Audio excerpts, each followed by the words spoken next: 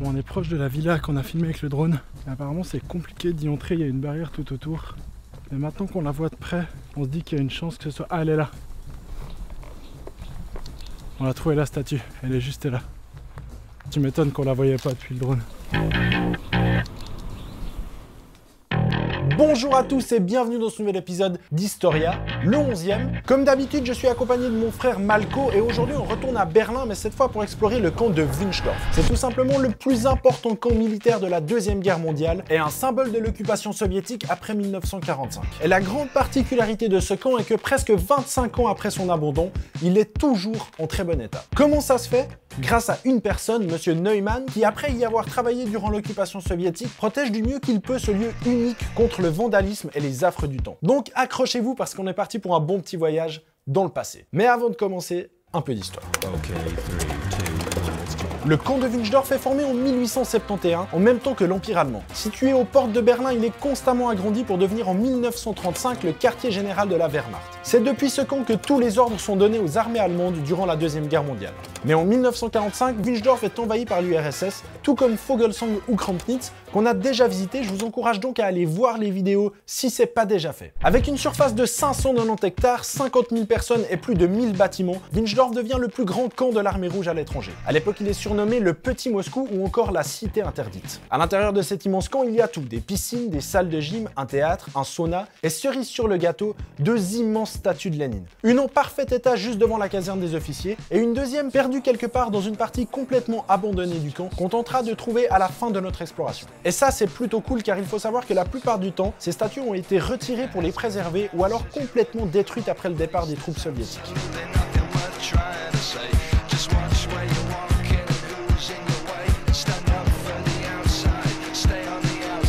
Mais pourquoi des statues de Lénine ? Vladimir Ilyich Lénine est né en 1870. Il est le fondateur et le chef du parti bolchevique responsable de la révolution d'octobre et de la chute du tsarisme en Russie en 1917. Initiateur du mouvement communiste, il est le fondateur de l'URSS qu'il dirigera à la tête de son parti de 1922 à 1924, date de sa mort. A noter qu'avant ça, Lénine est exilé pendant 17 ans. Il en passe 7 en Suisse et se trouve à la Chaux-de-Fonds lorsqu'il apprend la chute du tsar Nicolas II. C'est du coup depuis la Suisse qu'il organisera son retour en Russie. Après sa mort, il est succédé par Staline, mais pour les soviets, il reste le père du socialisme, l'organisateur de la révolution et le fondateur d'une nouvelle société russe. C'est donc pour ça qu'on trouvait son image dans beaucoup de ces camps, histoire de bien rappeler aux soldats pourquoi ils étaient là.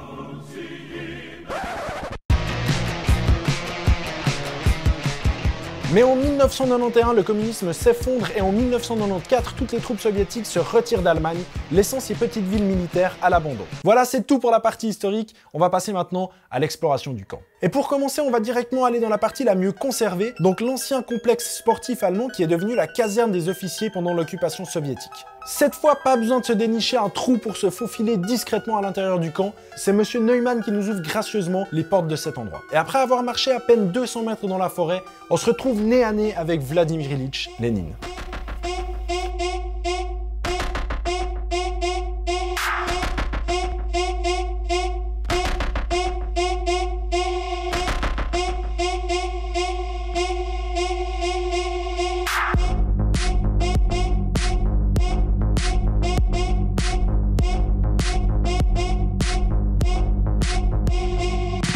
On est en train de rentrer dans la cité interdite, Wünschtorf, Little Moscow, Petit Moscou. On a trouvé la première statue de Lénine, il y en a deux sur ce camp. La plus grande c'est celle-là, la plus connue, en face de la maison des officiers. Et on se rend directement vers le théâtre qui se trouve sur notre gauche.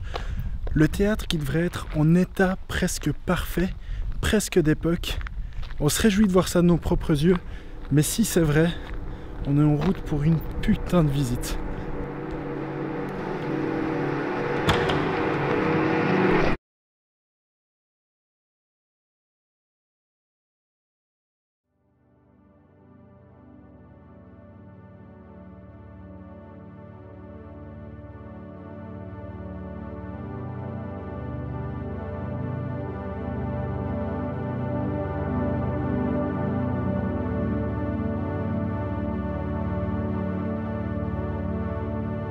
On n'a jamais vu un endroit dans un état pareil. Je pense qu'il s'en rapproche le plus, c'était l'église du petit séminaire, mais de voir un théâtre dans cet état, on en a vu des théâtres en plus, on en a vu à Vogelsang, on en a vu à Krampnitz, mais jamais comme ça. On dirait littéralement qu'il a été abandonné il y a quelques semaines, quelques mois. Et il y a l'éclairage, l'électricité fonctionne. De se dire qu'il y a des soldats soviétiques qui sont assis sur ces chaises, qui ont regardé des spectacles ici, c'est complètement dingue.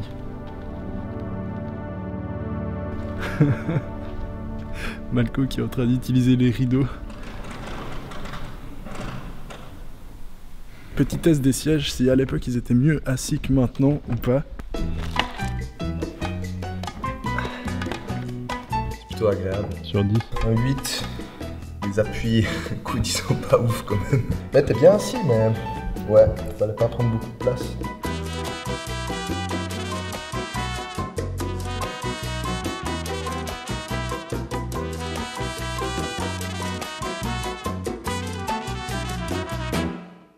Je pense qu'il fonctionne encore, mec. Si tu sais pas faire, tu vas détruire un héritage totalement protégé. Ça la fout très mal si tu casses un bout du camp de Wünsdorf. Il y a encore des petits post-it de l'époque, mais je comprends pas. Ah, mais c'est du russe. Voilà pourquoi je comprends pas. T'as dit quoi? Il y a 3 cadavres d'animaux squelettes. Mais non.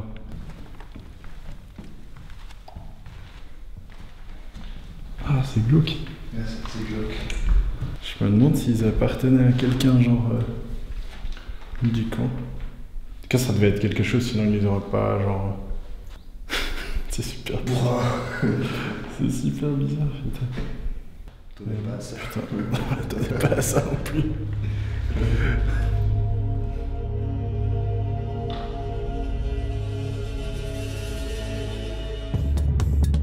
Maintenant qu'on a vu le théâtre, on va se diriger vers la piscine. Si elle est en aussi bon état que le théâtre, ce serait vraiment cool. Et une fois qu'on aura visité cette piscine, on partira à la recherche de la deuxième statue de Lénine qui doit se trouver aussi dans le coin, sauf qu'on ne sait pas exactement où.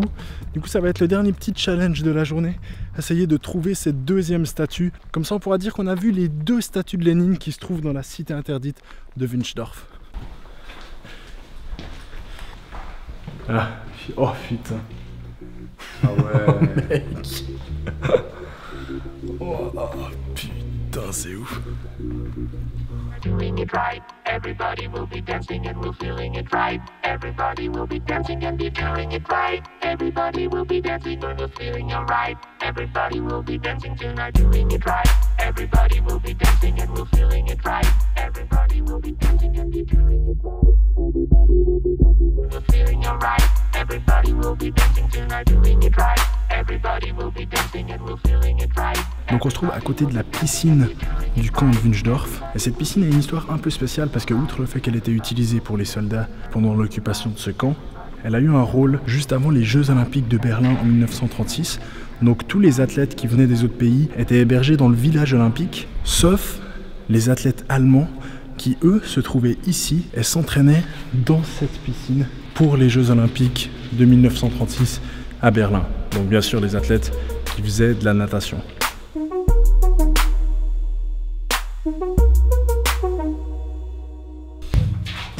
On a vu qu'il y avait une sorte de passerelle au sommet du bâtiment de la piscine.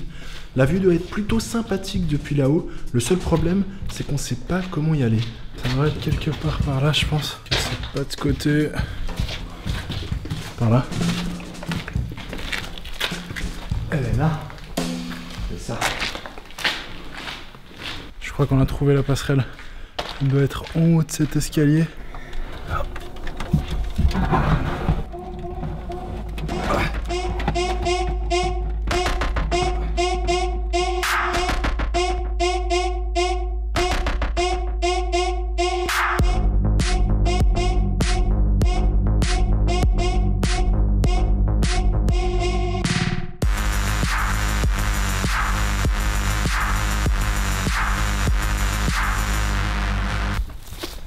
On est maintenant dans une autre zone du camp de Wünsdorf qui se situe beaucoup plus loin de la première. Et on cherche la deuxième statue de Lénine. Potentiellement, elle peut être là-bas. Mais on n'est vraiment pas sûr. Il y a une maison abandonnée au milieu de la forêt.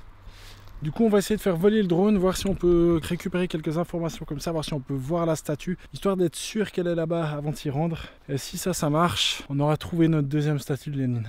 Oh, putain, il fait chaud.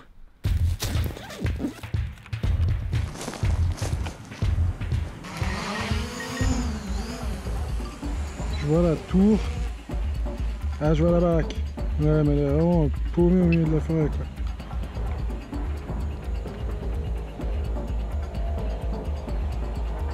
Je sais pas si c'est ça, mais... Je sais pas, c'est trop dur à dire, faut aller voir, quoi. Ouais, on va voir. Bon, on est proche de la villa qu'on a filmé avec le drone. Et apparemment, c'est compliqué d'y entrer, il y a une barrière tout autour.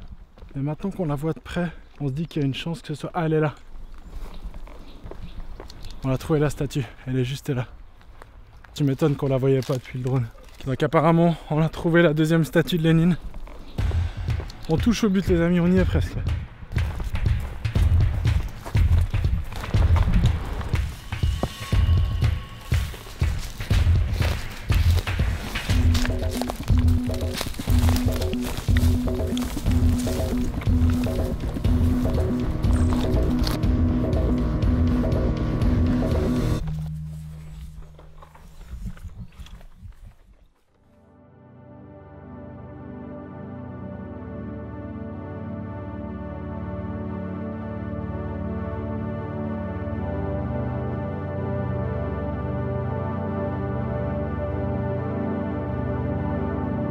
Il fait 30 degrés et ça fait...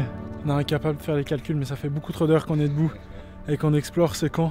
Mais on a finalement trouvé cette deuxième statue de Lénine. La quête est complète. Elle est magnifique. Elle n'est pas aussi grande que la première, mais elle est vraiment dans un contexte différent. Elle est au milieu de la forêt, complètement abandonnée. Ça contraste avec la grandeur du premier bâtiment qu'on a vu, qui est gardé en état et tout ça.